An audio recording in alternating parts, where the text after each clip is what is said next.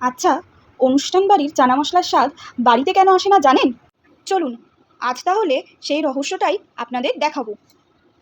প্রথমে চানাটিকে 8 থেকে 10 ঘন্টা ভিজিয়ে রাখবো।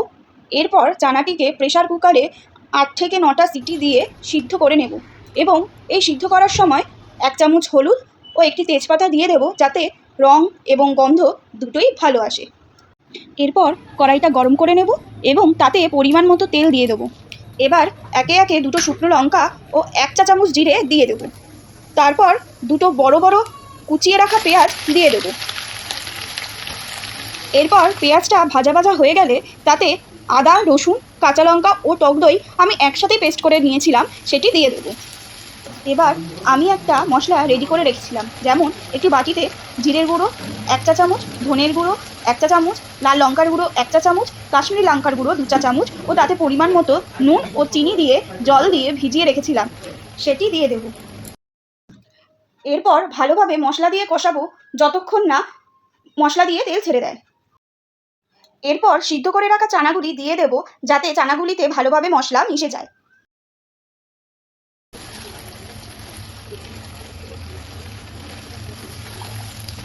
দেখুন কিভাবে প্রতিটা চানা মশলার স্বাদ নিজের মধ্যে টেনে নিচ্ছে। এরপর কিছু কস্তুরি মেথি ছড়িয়ে দেব।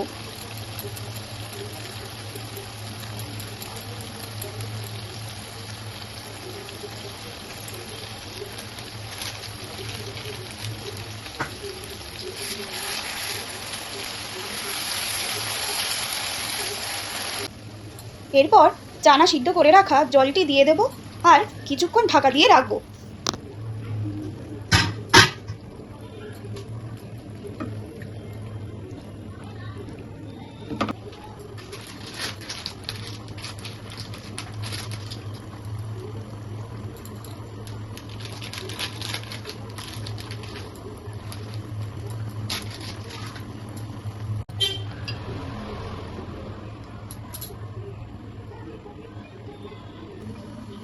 এরপর ঢাকা তুলে গরম মশলা দিয়ে দিলেই তৈরি আমাদের অনুষ্ঠান বাড়ির মতো চানা মশলা।